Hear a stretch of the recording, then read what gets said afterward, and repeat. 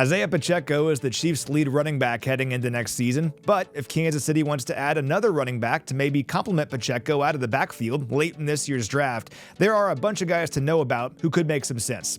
The first one is Dylan Laube from New Hampshire, an FCS school. This guy's 5'10", 206 pounds, and I'm intrigued by this guy due to his ability as a receiver out of the backfield.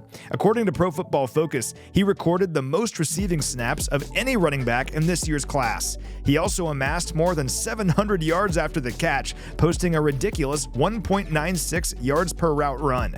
Both of those marks led all running backs in this year's class. Additionally, he had the top 20-yard shuttle time of any running back at the combine, indicating his impressive change of direction and agility skills. So Laube is a guy to know.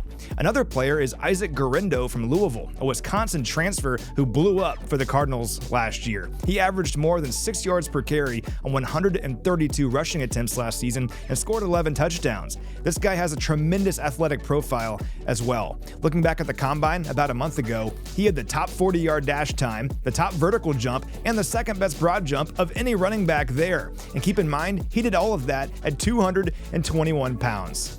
Another player to know is Isaiah Davis from South Dakota State, who had nothing short of a monstrous season for the Jackrabbits last year. He had just under 1,600 rushing yards and 18 touchdowns. His 80 forced missed tackles ranked 4th among all running backs, and his 25 carries of at least 15 yards ranked 3rd. Pro Football Focus also ranked him as their top running back in this year's class in both goal-to-go and red zone situations, as evidenced by his 14 rushing touchdowns near the goal line last year.